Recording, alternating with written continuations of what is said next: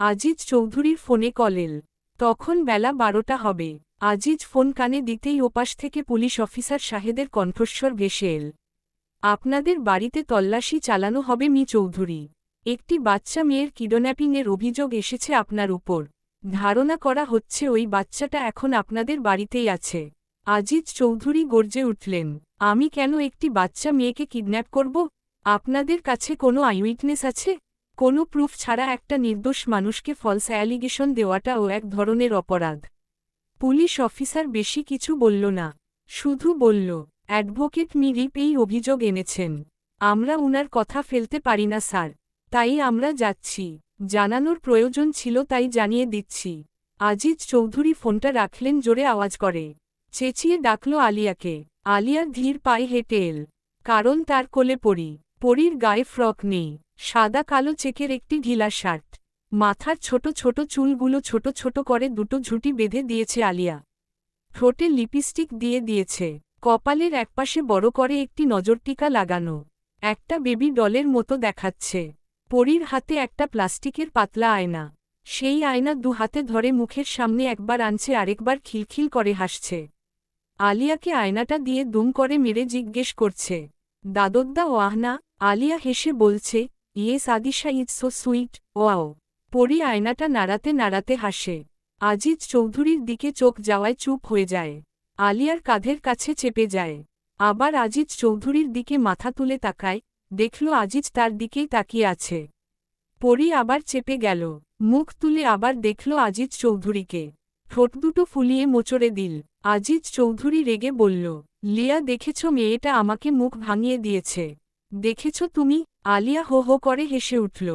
পরীকে তার সাথে চেপে ধরে বলল, আমি শিখিয়েছি মুখ ভাঙানো। আজিজ চৌধুরী বেজায় রেগে যান। পরীর দিকে তাকাতেই পরী আবার ঠোঁট ফুলিয়ে মুখ মোচড় দেয়।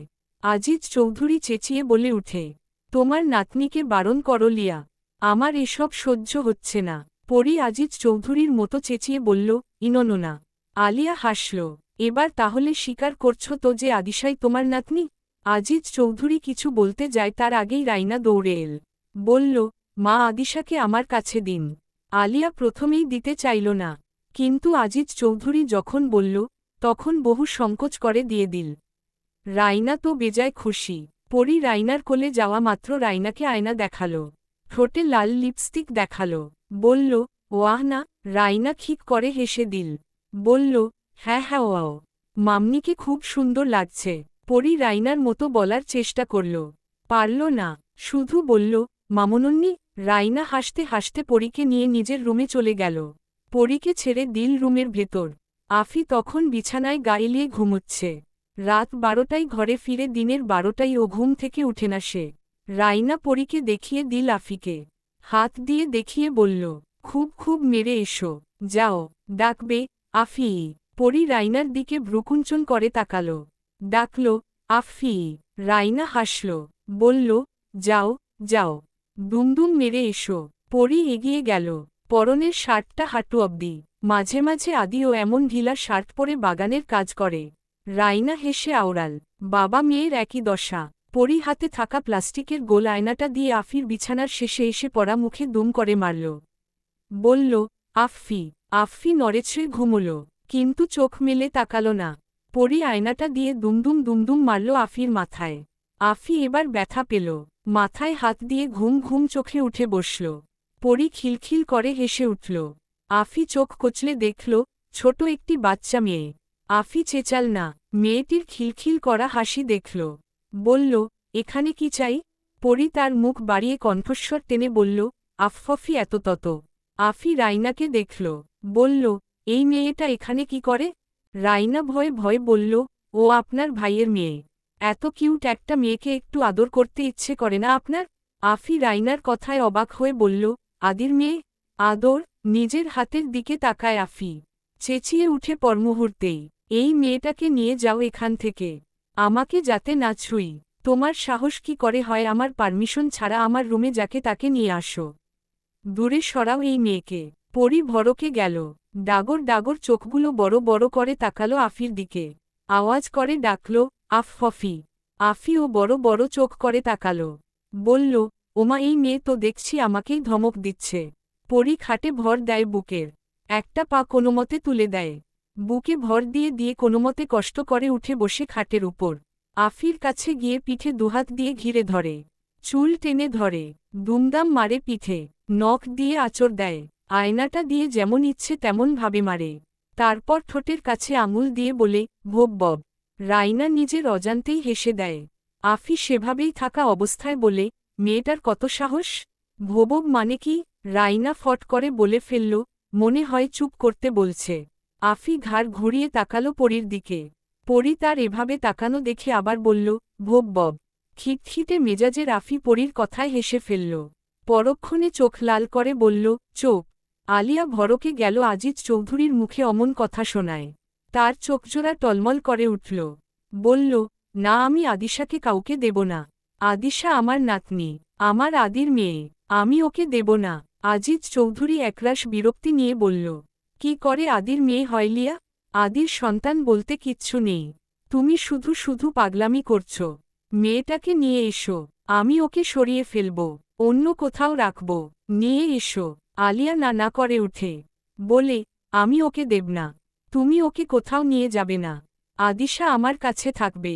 তুমি নিয়ে যেও না প্লিজ। আজিজ চৌধুরী বোঝাতে পারে না আলিয়াকে।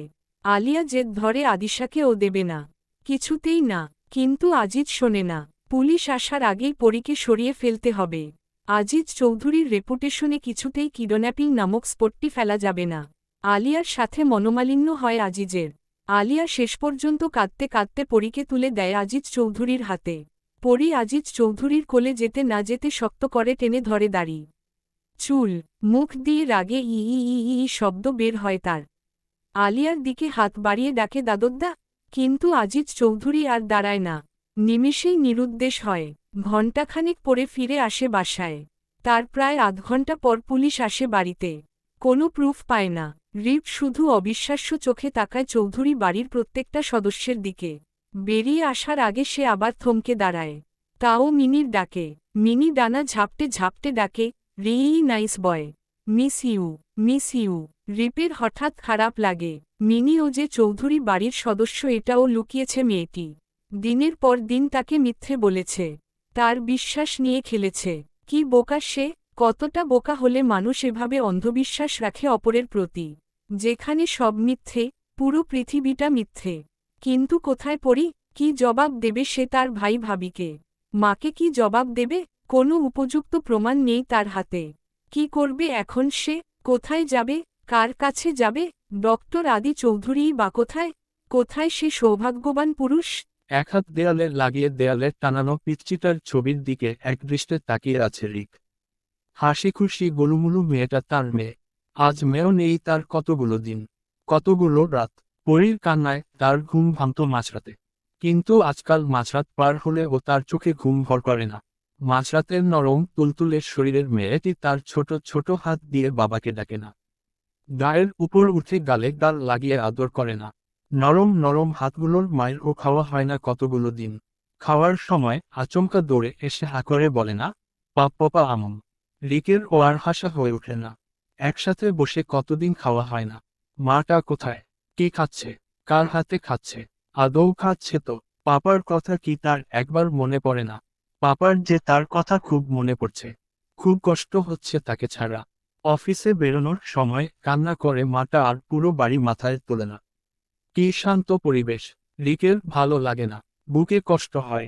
বুকটা একদম খালি হয়ে গেছে। পরীকে দরকার, খুব করে দরকার। পাপা খুব খুব মিস করছে পরীকে। কখন দৌড়ে এসে পাপার কোলে চাপিয়ে পড়ে ডাকবে, পাপা। কখন? সেই সুদিন কবে আসবে? আদৌ আসবে তো? মুনা এসে তাড়া দেয় রিককে। রিক সন্তর্পণে চোখ দুটো চেপে ধরে দুই আঙুল দিয়ে বহুক্ষণ পর হেঁটে বেরিয়ে যায় রুম থেকে। বাড়ি থেকে বেরোনোর আগে দেখা রিপের সাথে। আর কতদিন রিপ? আজিজ চৌধুরীর কাছে আমি এবার নিজেই যাব। আর বসে থাকব না। রিপ অন্যদিকে মুখ করে রাখে। বলে, ধীরে ধীরে ভুলে যাওয়ার চেষ্টা করো। কারণ ডক্টর আদি চৌধুরী যেদিন জানবে পরী তার মেয়ে যে কোনো মূল্যে সে পরীকে তার কাছে নিয়ে যাবে। রিক আচমকা রেগে যায়। রিপের শার্টের কলার টেনে ধরে। মুনা আর তালহা বেগম আঁতকে ওঠে। তালহা বলে, ছেড়ে দে রিক। কি করছিস? ও তোর ভাই। রিক ছেড়ে দেয়। স্থির দৃষ্টি নিক্ষেপ করে রিপের উপর। রিক শক্ত ভঙ্গিতে দাঁড়ানো। রিক মায়ের দিকে তাকিয়ে বলে, হ্যাঁ, ও আমার ভাই। তাই আমি ছেড়ে দিয়েছি, না হলে ওর অবস্থা করুণ হতো। ওর উপর নির্ভরশীল হয়েছি তাই ও আমাকে এত বড় কথা বলতে পারল। ওর ভাবা উচিত ছিল পরি শুধু আমার মেয়ে, তার ভাইঝি। পরীকে আমার খুব করে দরকার মা। পরীকে আমার চাই। তোমরা বুঝতে পারো না মা, তোমরা বুঝো না। পরীকে ছাড়া আমার প্রত্যেকটা কতটা দুর্বিষহ কাটছে, কতটা কষ্ট হয় আমার, কতটা একা লাগে আমার। রিক তারপর ও শক্ত ভঙ্গিতে দাঁড়িয়ে। রিক বলে, তুই বুঝবি না আমার কষ্ট আজ, কিন্তু সেদিন ঠিক বুঝবি যেদিন তোর সন্তান ও পরীর মতো কোথাও নিখোঁজ হয়ে যাবে। পরী তো তোর কেউ না। রিপের শক্ত খোলসে আঘাত পড়ে। সে তারপর ও সামান্য নড়ে না, শুধু রিকের দিকে তাকায় চোয়াল শক্ত করে প্রশ্নবিদ্ধ চোখে। পরী আমার কেউ নয়। না, কেউ নয়। তুই পরীর কেউ নস। তুই তো নিজেই বলেছিস পরী আমার কেউ নয়। তাহলে তোর ও তো কেউ নয়। তোর তো একটুও কষ্ট লাগার কথা নয়। একটুও না। রিপ একরাশ ক্ষোভ নিয়ে তাকায় ভাইয়ের দিকে। দাঁতের দাঁত চেপে বলে, পরী আমার সবটা। আর এই পরীকে আমি দ্বিতীয়বার চোখের আড়াল হতে কিছুতেই দেব না। শুধু একবার আমি পরীকে পাই। শুধু একবার। রিকের ঠোঁটে খানিকটা হলে ও হাসির ছটা দেখা যায়। সে বলে, পরীর রিকে একদম পড়ে ফেলা যায়, কিন্তু মাঝে মাঝে একদম চেনা যায় না, পড়া যায় না। মনের কথাটা এবার অন্তত বলা শেখ রিক। রিক হাসে, অবজ্ঞার হাসি, ব্যঙ্গার্থ হাসি। বলে, কি লাভ তাতে? যারা পড়তে জানে এবার না হয় তাদের কথা ভাবি, তাদের কথা রাখি। মরীচিকার পেছনে আর কতদিন ঘুরব, আর কতকাল? এবার থেকে নিজেকে নিয়ে ভাবি। অন্যের কথা ভেবে এভাবে নির্ঘুম রাত কাটার কোনো মানে হয়? নিজের ভালো থাকার লড়াইয়ে না হয় নামি এবার। নিজেকে ভালো রাখার। আচমকা দোতলার রেলিং ধরে দাঁড়ানো মেয়েটি রিপ তাকানোর সাথে সাথে সরে যায়। কান্নাহাসিতে সে একাকার হয়। দেয়ালে পিঠ চেপে দাঁড়ায়। কান্নাহাসির সংমিশ্রণে সে বলে, আমি আজ খুব খুশি রিপদা। কারণ তুমি আজ থেকে নিজের কথা ভাববে বলেছ। নিজের দিকে তাকাও এবার। নিজের ভবিষ্যৎ নিয়ে ভাবো। আর কতদিন আমার মতো এক অভাগীর জন্য নিজে নিজে আত্মঘাতী হবে? আর কতকাল আমার কষ্টগুলো দূরীভূত করার চেষ্টা করবে? আর কতদিন এভাবে ছন্নছাড়া হয়ে কাটাবে? এবার তুমি গুছিয়ে নাও তোমার জীবন। আমার সুখ সেখানেই। আমার আপনাদের ভালো থাকতে দেখা। তুমি ভালো থেকো রিপদা। হাসি খুশিতে থেকো। তোমার সেই আগের মুগ্ধ করা হাসিটা আমি আবার দেখতে চাই। আমি আবার বিরক্ত হতে চাই। তোমার পাশে আমি তোমার জীবনসঙ্গীকে দেখতে চাই। তোমার ছোট্ট একটি সাজানো সংসার দেখতে চাই। আমার চিন্তা আর করো না তুমি। আমি এভাবেই ভালো আছি। এভাবেই ভালো থাকবো। যদি কখনো মন কেমন করা সুখ ধরা দেয় জীবনে সেদিন তোমায় আমি ঠিক বলতে আসবো, রিপদা দেখো আমি খুব সুখী। খুব খুব সুখী। তুমিও সুখী হও। তুমি কিন্তু সেদিন আর রাগ পুষিয়ে রেখো না। আমি জানি তোমার রাগের কারণ, বুঝি আমি। কেন আমি সুখী হলাম না? যদি আমি সুখী হতাম তাহলে আজ তুমি এমনটা করতে না। আমাকে আবার ইস্যু বলে ডাকতে, মিসেস চৌধুরী বলে ডাকতে না। জানি না তোমাকে আমি সুখী হয়ে দেখাতে পারবো কিনা, কিন্তু কোনোদিন যদি শতবাধা পেরিয়ে সেই কাঙ্ক্ষিত দিনটি আসে, যদি কখনো গর্জন করে আকাশের বুক ছিঁড়ে সেই বৃষ্টি আসে, তাহলে সবার আগে আমি তোমার কাছে ছুটে আসব। এক মন কেমনের শুভক্ষণে তোমাকে বলতে আসব, রিপদার দেখো আমি আজ খুব সুখী একজন। আজ ডক্টর আছে আমার পাশে, আমার কাছে। আমি আজ ডক্টরকে শুনতে পাই। আমি খুব সুখী রিপদা। সেদিন তুমি খুব করে হেসো রিপদা। আর তোমার সেই আশীর্বাদের হাত আমার মাথার রেখে বলো, তুই ভালো থাক ইস্যু, সুখে থাক। আর তোর এই রিপদাকে মনে রাখো। রিপ চোখ সরিয়ে নেয়। কেন মেয়েটি লুকিয়ে তার কথা শোনে? কিসের এত অনুতাপ তার? সে তো জানে না, বুঝে না তার রিপদা তাকে হারিয়ে ফেলার যন্ত্রণায় এমন হয়ে আছে। তাহলে সামনে আসতে তার কিসের এত ভয়, কিসের এত লাজ? সেদিন কেন একটিবার মনে হয়নি যে জীবনের এত বড় একটি সিদ্ধান্ত নেওয়ার আগে রিপদাকে একটু জানানো দরকার, যে তার জীবনের সবচাইতে বড় কন্ট্রিবিউটর? সেদিন কেন একটিবার ভাবেনি অন্য একটি ছেলেকে কবুল বলার আগে রিপদাকে একটিবার জানানো দরকার? রিপদা যে জানার অধিকার রাখে, সেদিন কেন বলেনি? আচ্ছা রিপদা তাকে বারণ করত বলে, বিয়ে করতে বারণ করত বলে, ডক্টরকে এতটা ভালোবাসে সে, এতটা, ডক্টরকে হারিয়ে ফেলার ভয় জানায়নি? নাকি রিপদা নামক সামান্য জীবটিকে জানানোর প্রয়োজন মনে করেনি? হয়তো সেটাই হবে। ডক্টরের ভালোবাসার কাছে রিপদা তো তুচ্ছ একটি বালিকণা মাত্র। জানালেই কি না জানালেই বাকি। রিপদা একদিন কি ক্ষমা করে দেবে? কিন্তু প্রশ্ন তো একটা থেকে যায়, আদৌ কি ক্ষমা শব্দটি আসে? যদি সে কখনোই মেয়েটিকে ভালোবাসত, তার চাওয়ায় বোধহয় কোনো ত্রুটি ছিল, না হলে তার ভালোবাসা কেন পূর্ণতা পেল না? তার ভালোবাসাই তো ত্রুটি ছিল না। আদির চাওয়ায় বোধহয় ত্রুটি ছিল না, তাই সে পেয়েছে। কাঙ্ক্ষিত মানুষটিকে এক মুহূর্তের জন্য হলেও পেয়েছে, কিন্তু তারপর পেতে পেতেও হারিয়েছে। আচ্ছা, প্রশ্ন তো আরও একটা থেকে যায়, এটাকে কি পাওয়া বলে? প্রশ্নটা যদি একবার, শুধু একটিবার মেয়েটিকে করা হতো, তাহলে সে বলতো, না পাওয়ার যন্ত্রণা ম্লান হয় অন্য কারোর সংস্পর্শে, কোনে না কোনো সময়। কিন্তু পেয়ে ও হারানোর যন্ত্রণার মতো যন্ত্রণা কি আর দুটো আছে? রিপ মেয়েটির কথার পুরো বিপরীতে অবস্থান করে। কে বলেছে না পাওয়ার যন্ত্রণা ম্লান হয়? তুই জানিস ম্লান শব্দটার মানে কি? তুই বুঝিস? বুঝিস না? জানিস না? ম্লান শব্দটার মানে হচ্ছে সেই পাষাণকে ভুলে থাকার জন্য অন্য কারোর সাথে ভালো থাকার অভিনয় করা। আর দিন শেষে রাত নামলেই সেই নিজের আসল রূপে বেরিয়ে আসা। আর সেই রূপের সাক্ষী ওই খোলা আকাশ আর চাঁদ, বিছানার বালিশ। নইলে এই ক্ষত বিক্ষত হৃদয়টি। খোঁজ রাখিস? খোঁজ না রেখে কি করে বলিস অমন কথা? কেন বারবার প্রমাণ করিস তুই বড্ড পাষাণ, বড়ই পাষাণ? ছোট্ট বাচ্চা মেয়েটির খুব করে আজ আবার পাপোপা আর মামুমামের কথা মনে পড়ছে। তার চোখ, নাকের ডগা টকটকে লাল, চোখ দুটো ফোলা, গালের ভেতর আঙুল রেখে ছোট ছোট পা দুটো দিয়ে কতক্ষণ এদিকে, আবার কেঁদে কেঁদে কতক্ষণ ওদিকে হাঁটছে। ছোট্ট মাথাটাই আচমকা আচমকা রাগহানা দিচ্ছে। দাঁত কিরমির কিরমির করছে। কাউকে কামড় দিতে ইচ্ছে করছে। চুল একটা একটা ছিঁড়তে ইচ্ছে করছে।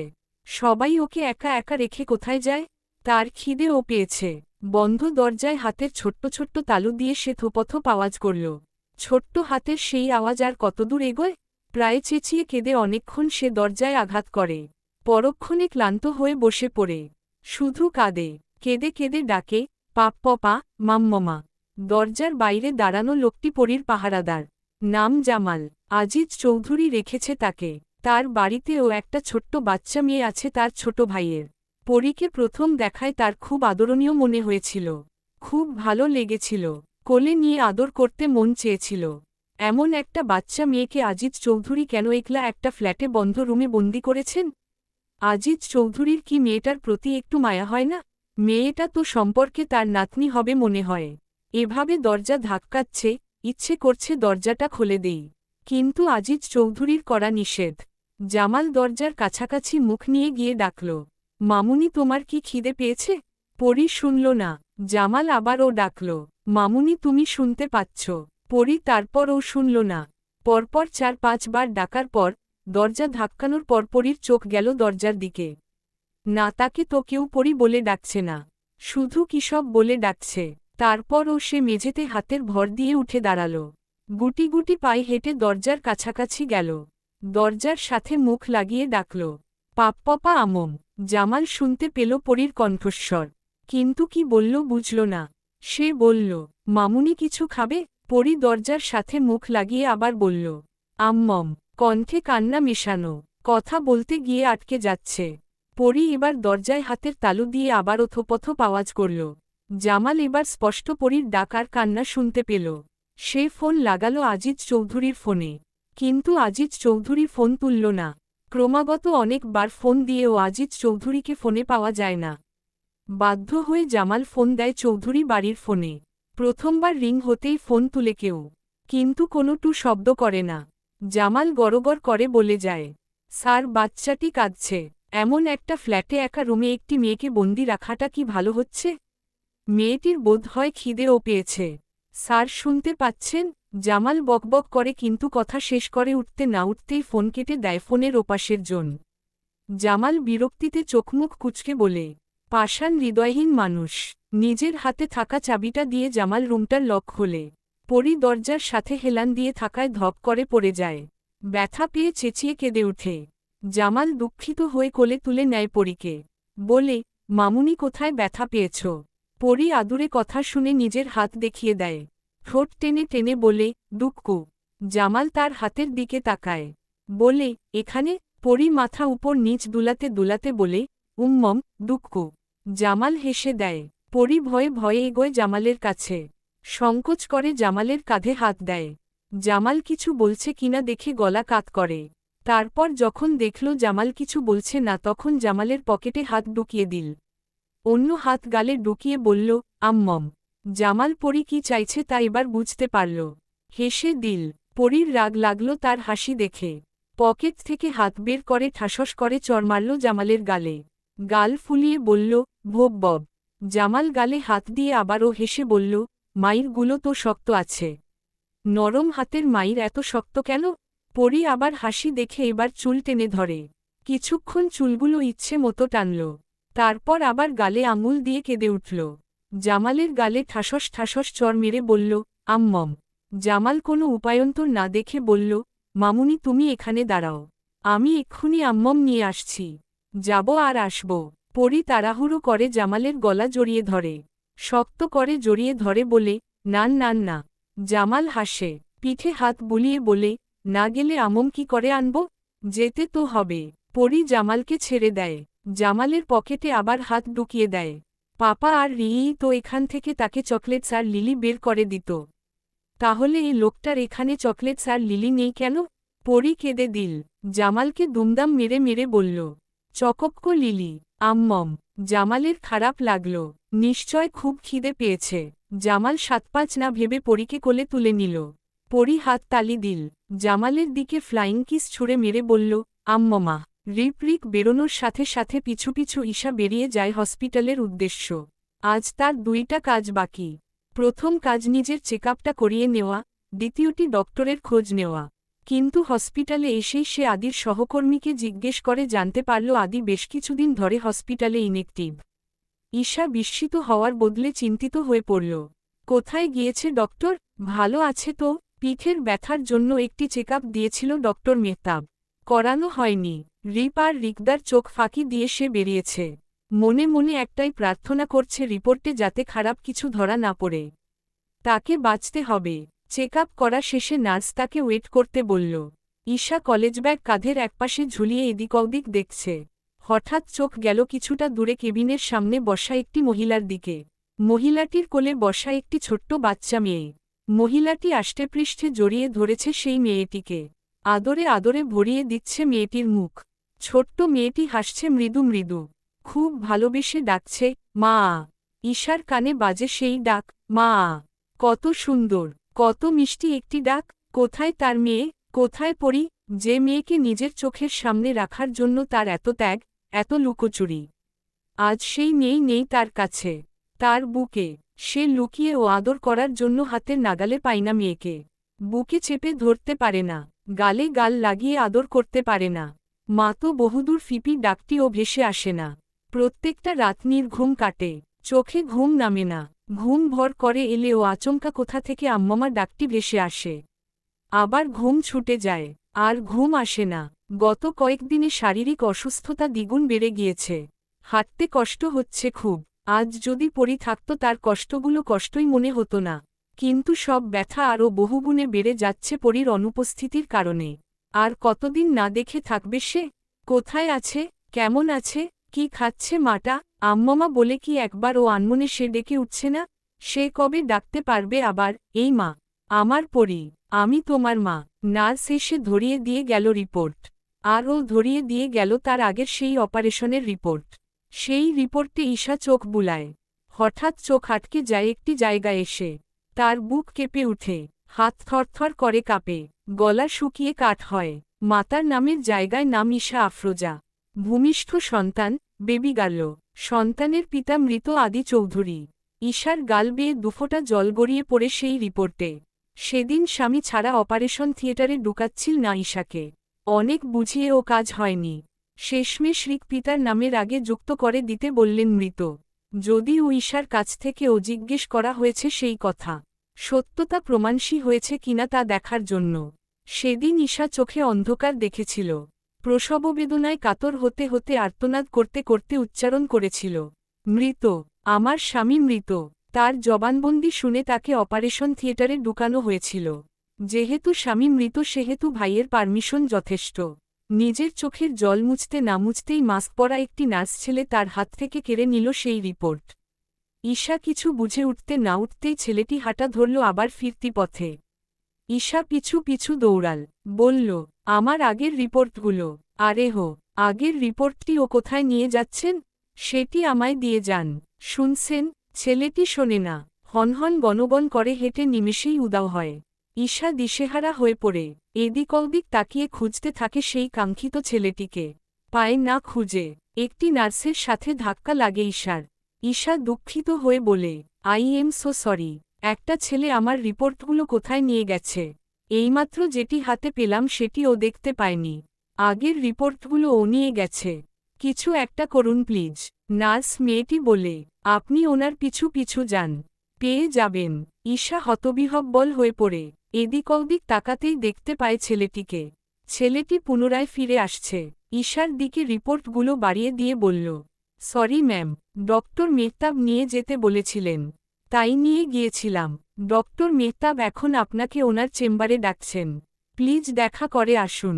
ঈশা মাথা নাড়ায়, খুব শীতল দৃষ্টি প্রয়োগ করে দেখে দ্বিতীয় রিপোর্টটি। পুরো শরীরটাই তখন শীতল রূপ ধারণ করে। ঠোঁটে ফুটে নিজের প্রতি অবহেলিত হাসি। আজ তার খুশির দিন। আরও একটি কারণ খুঁজে পেল সে স্বামী সন্তানের কাছ থেকে দূরে থাকার, তাদের কাছে না পাওয়ার, তাদের আপন করে না পাওয়ার। ডক্টর মেহতাবের কাছে সে গেল।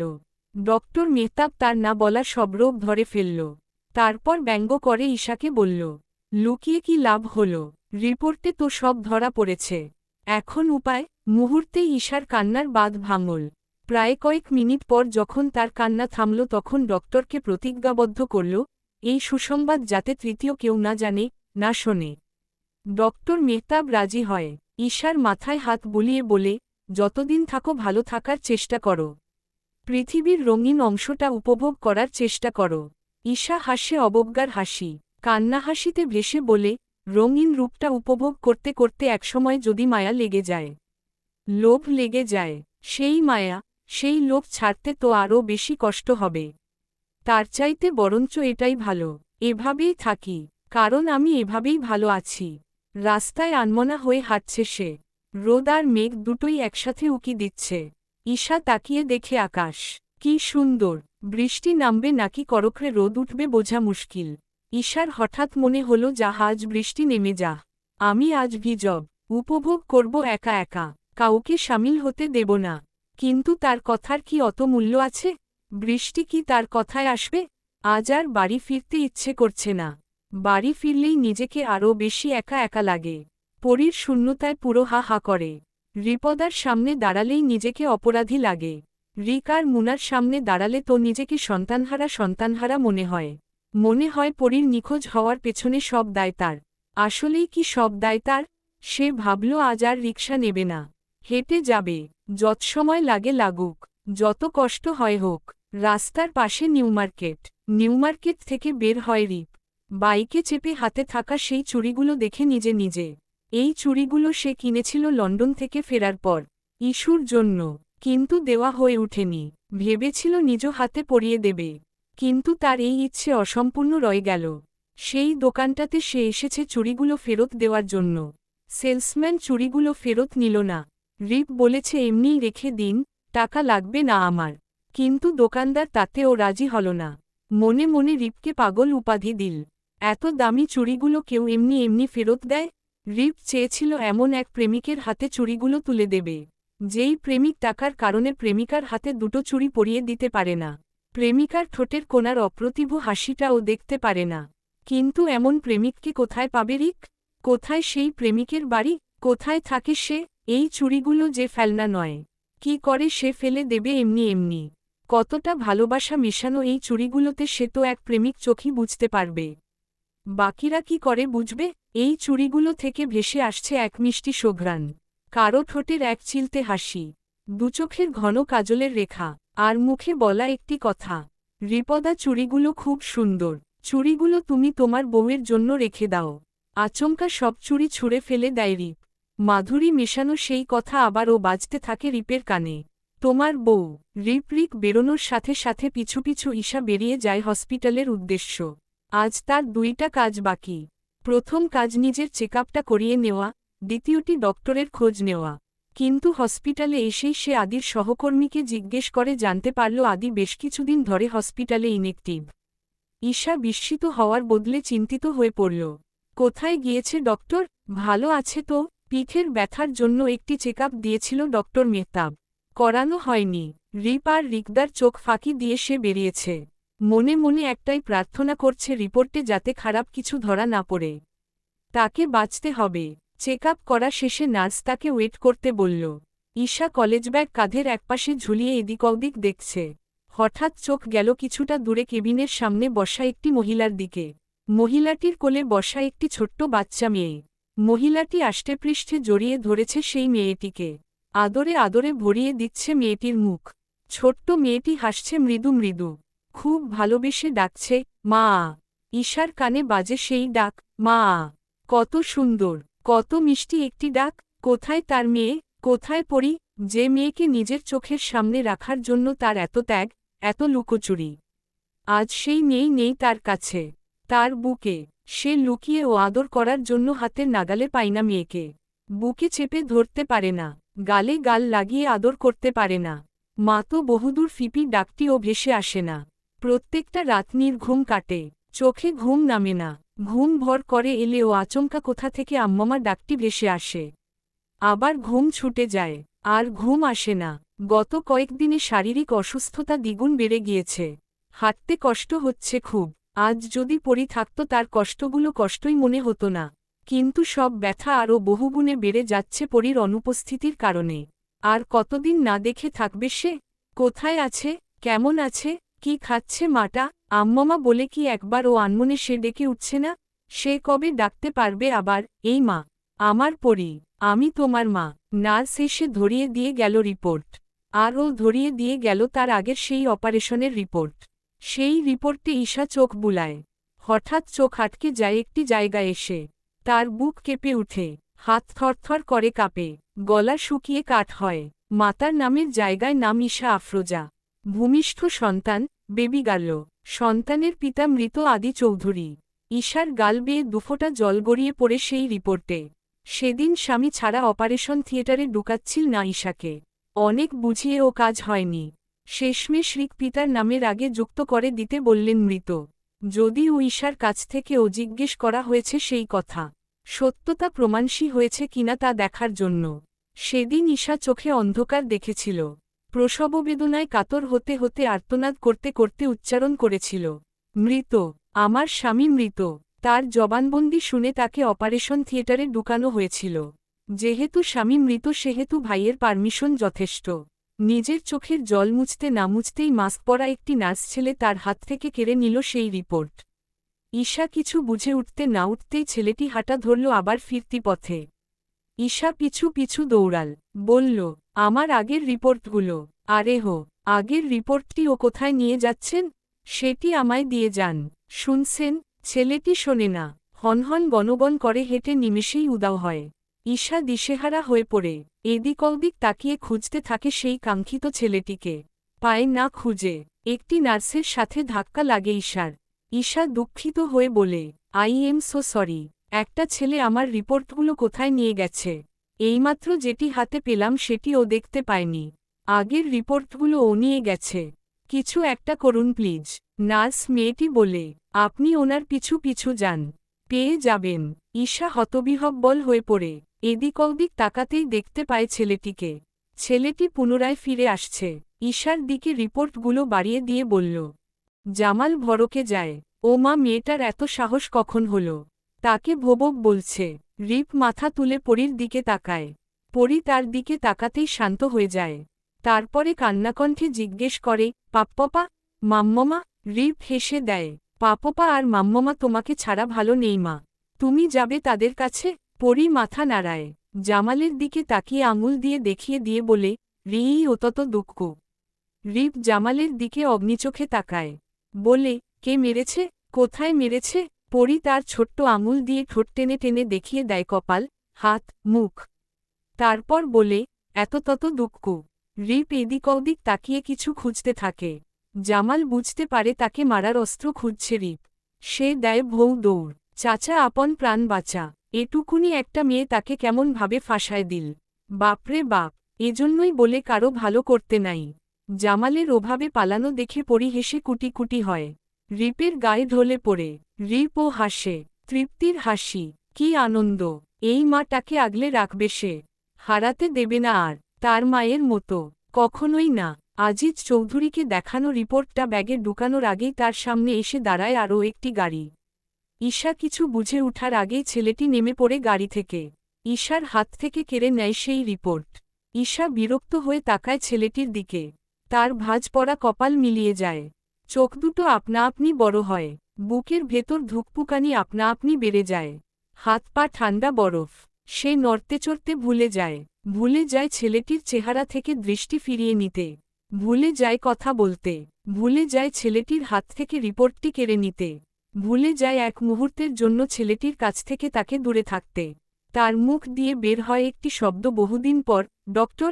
ছেলেটি চাপাস্বরে জিজ্ঞেস করে, আজিজ চৌধুরীর সাথে আপনার কি? এই রিপোর্টটা কিসের? বলতে বলতে থেমে যায় ছেলেটি। ডক্টর ডাকটি সে শোনে, কিন্তু তার বোধগম্য হয় না। ঈশা কেড়ে নেয় চট করে সেই রিপোর্ট। লম্বা লম্বা পা ফেলে হাঁটে। ছেলেটি দাঁড়িয়ে থাকে তার জায়গায়। ঈশা সামান্য সামান্য দৌড়েও। এতবার সত্যির মুখোমুখি হতে সে রাজি না। সে চায় চিরতরে এই সত্যিটা একেবারে লুকিয়ে যাক। কিন্তু এখন মনে হচ্ছে তার চাওয়া কখনোই পূরণ হবে না। সত্যিটা এবার সামনে চলে আসল। পেছনে থেকে পুরুষালী কণ্ঠে ভেসে এল, ডক্টর আদি চৌধুরী কি করে মৃত হয়? আদি চৌধুরী বেঁচে আছে। আর সন্তান? মেয়ে, আমার মেয়ে। আর মিষ্টি? আপনিই কি মিষ্টি? তাহলে আমার বাচ্চা কোথায়? কার কাছে? বাসায় একসাথে রিপ ঈশা দুজনই ফিরল। ঈশা তখন হাঁপানো অবস্থায়। বুকে হাত দিয়ে চোখ বন্ধ করে শ্বাস নিল। চোখ খোলার আগে পরি শান্তস্বরে গলা উঁচিয়ে আদুরে কণ্ঠে ডাকল, ঈশ্বর আ। রিপের কোলে তখন পরি। পরি তাকালো রিপের মুখের দিকে। ফিপি তার দিকে তাকাচ্ছে না কেন? ঈশা হাঁপাতে হাঁপাতে অনেক সময় পার হওয়ার পর চোখ তুলে দেখল রিপকে। রিপের চোখ তার আগে থেকেই অন্যদিকে নিবন্ধ। পরি ঠোঁট টানল আবার। ডাকল, ফিপ পপি। ঈশা ধীরে ধীরে তার অশ্রুসজল নয়নে তাকালো মেয়ের দিকে। আজ কি তার সুখ দুঃখের দিন একসাথে? তার চোখ কি ঠিক দেখছে? কাপা কাপা পায়ে ঈশা পরির দিকে এগোয়। এক হাত বাড়িয়ে ছুতে চায় পরির গাল। ছোঁয়ার আগেই সে ডুকরে উঠে। এক আকাশ ভালোবাসা, আদর, স্নেহ, মমতা মিশিয়ে ডাকল, মা। পরি কেন যেন চুপ হয়ে তাকিয়ে রইল ঈশার দিকে। গড়গড় করে কেঁদে দিল ঈশা। বোধ হয় ছেলেটিও। তা কি করে হয়, ছেলেরা কি কাঁদে? সাথে সাথে রিপ পরীকে নামিয়ে দেয় কোল থেকে। দাঁড়ায় না আর, চলে যায়। তার যাওয়ার পানে তাকিয়ে অশ্রু ঝরাতে থাকা অবস্থায় আচমকা পরি টান দেয় ঈশার ওড়না ধরে। গালের একপাশে আঙুল দিয়ে চেপে কান্নাস্বরে চিকন গলায় বলে, পাপ্পি। ঈশা বসে হাঁটু হেরে। পাশে নিজের কাঁধে ঝুলানো বেগটি রাখে। ঈশার কিছু করতে হয় না। পরি এসেই ঝাপটে ধরে ঈশাকে। গলা জড়িয়ে ধরে এমনভাবে, যেন কতকাল দেখেনি। ফিপপির প্রতি অত মায়া অত টান কি দেখাতে আছে? ঈশা মেয়েকে নিজের সাথে চেপে ধরে কাঁদল। বলল, তোর বাবার মতো তুইও ভালোবাসবি। তারপর ছেড়ে দূরে চলে যাবি। সেজন্য আমাকেও যেতে হবে। আমিও যাব। এবার শাস্তি আমি দেব। পরি কিছু বুঝে না। ঈশার ঘাড়ে মাথা রেখে সিক্ত কণ্ঠে ডাকে, আম্মমা। ঈশা মুখ তুলে দেখে পরীকে। ছোট্ট ছোট্ট গাল দুটো আঁকড়ে ধরে আদর দেয়। পরি তার পুরো গাল, মুখ হাত দেখিয়ে দেখিয়ে বলে, ফিফফি দুক্কু। এততত পাপ্পি। ঈশা কান্নার মাঝেও হাসে। ছোট্ট ছোট্ট আঙুলগুলোতে আদর দেয়। পরি দেখিয়ে দেয় তার কপাল, তার নাক, তার ঠোঁট। ঈশা ও মেয়ের আবদার ফেলে না। মেয়ে তো বেশি কিছু চাইছে না। মাঝরাতে ঘুম থেকে উঠে তার ঘুম নষ্ট করছে না। তার অসুস্থতার সময় কোলে নিয়ে তো তাকে বসে থাকতে হয় না। গোসল করাতে হয় না, খাওয়ানোর মতো ঝামেলা পোহাতে হয় না। শুধু একটু আদর করে দিতে হয়। স্নেহ, ভালোবাসা, মমতার স্পর্শ একে দিতে হয়। মাটাও তার কষ্ট বোঝে। মায়ের কাছ থেকে বেশি কিছু চায় না। সেও বোধ হয় বোঝে তার মা বড়ই অভাগী। পরি আঙুল পেছনে দেখিয়ে কি কতগুলো যেন বলল তার ভাষায়। ঈশা বুঝল না। বলল, কি বলছো মা? কিছুই তো বুঝি না। কোথায় ছিলে তুমি এতদিন? পরি নাক কামড়ে ধরল ঈশার। হেসে বলল, আম্মমা। ঈশাও হাসল। বলল, মা ব্যথা পাচ্ছি তো। ছাড়ো। পরি ঈশার মুখ ধরল। আঙুল দিয়ে আঁকিবুকি করল। ঈশার চুলে হাত দিল, চুলগুলো টেনে গালে দিতে চাইল। ঈশা পরীর হাতের শক্ত মুঠো থেকে চুলগুলো ছাড়াতে চাইল। বলল, চুল কেউ গালে দেয়, এসব বাজে অভ্যাস কবে হয়েছে মা? পরী তার কাজে ব্যস্ত। ঈশার চুল এবার দুহাতের মুঠো দিয়ে শক্ত করে ধরল। ঈশা ছাড়িয়েও নিতে পারছে না, নড়তেও পারছে না। পরী তাকে ধমক দিয়ে বলে, ফিপপপি ভোব্বব। ঈশা হতাশ হয়ে বসে পড়ে বলে, যা ইচ্ছে করো দেখি, কেমন খেতে পারো, রাক্ষসী মেয়ে একটা, সবগুলো গালে দেয়। পরী তার চুল টেনে গালে দিতে গিয়ে থেমে যায়। ডাকে, পাপ পপা। স্বাভাবিক কণ্ঠ নয় পরীর, কান্নামাখা ঝিরিঝিরি কণ্ঠস্বর। ঠোঁট টেনের সাথে কেঁদে দিল পরী। রিক এগিয়ে এলো না, শুধু চেয়ে রইল মাটাকে। কে বলবে এতগুলো দিন এই মাটাকে ছাড়া সে খেয়েছে, পড়েছে, ঘুমিয়েছে। রিক তার জায়গায় দাঁড়িয়ে রইল শুধু। কেন জানি এগোনোর সাহস হল না। বুকের ভেতর বহুদিন পর একটু শান্তি এল, স্বস্তি এল। তার মা ফিরেছে আবার তার ছোট্ট কুটিরে। আজ থেকে খানবাড়ি আবারও হেসে খেলে উঠবে। পরী ছুটে যায় রিকের দিকে, কোলে নেওয়ার জন্য হাত বাড়িয়ে দৌড়ে যায় পরী। রিক নিচু হয়ে কোলে তুলে নেয় পরীকে। পরী যেন চেপে গেল, আর মুখ তুলল না। রিক চোখ বন্ধ করে অনুভব করল তার মায়ের আদুরে স্পর্শ। এই স্পর্শগুলোতে কত মায়া জড়ানো, কত ভালোবাসা জড়ানো। রিক আজ বুক ফুলিয়ে বলতে পারবে সে পেরেছে বাবা হয়ে উঠতে, বাবার জায়গা নিতে। সে সন্তানহীন বাবা নয়, তার একটা মেয়ে আছে, তার একটা পিচ্চি মা আছে, আর সেই মা তাকে ভালোবাসে। সত্যিই তো কেউ যদি খুব কাছ থেকে দেখত তাহলে বুঝতে পারত ছোট্ট মেয়েটির ঠোঁটের সাথে হাসছে তার চোখ দুটো। আর সেই সুন্দর আখিযুগল বেয়ে গড়িয়ে পড়ছে জল।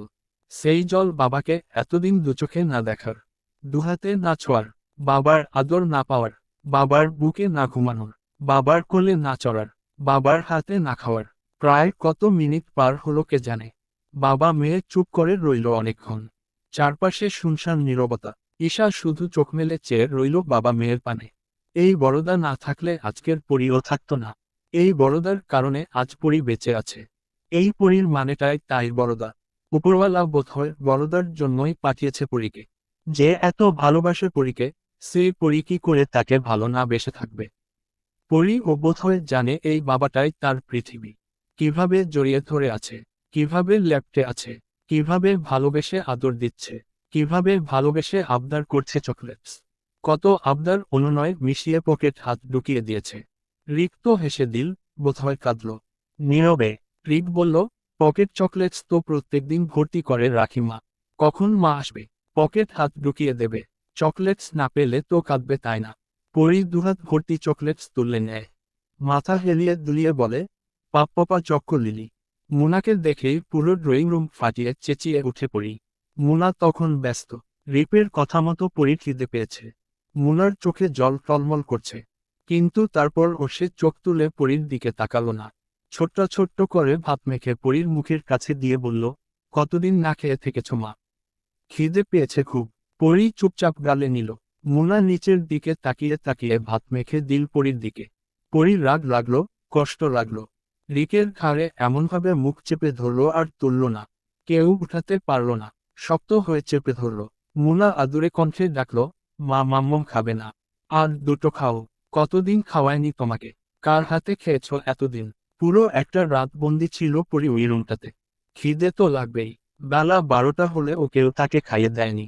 শেষমেশ জামাল খাওয়াতে নিয়ে গেলে ও খাওয়া হয়ে ওঠেনি। পরী ঢক ঢক করে মুনার হাতে পানি খেল। সামনের দিকটা পানি পড়ে ভিজে গেল। পরী মুনার দিকে তাকালো না। হিচকি তুলি কেঁদে রিককে জড়িয়ে ধরে মিনমিন কণ্ঠে বলল, মাম্মামা। মাম্মামা কেন তাকে কোলে নিচ্ছে না? রিক শুনল কিন্তু বাকি কেউ শুনল না। মুনা চেয়ে রইল রিকের দিকে। কোলে নিয়েছে আর দেওয়ার নাম নেই। তার ও তো কোলে নিতে ইচ্ছে হয়, আদর করতে ইচ্ছে হয়। মুনা চোখ নামিয়ে চলে যাওয়ার জন্য পা বাড়াল। রিক চাপাসরে ডাকল, মুনা পরীকে নেবে না?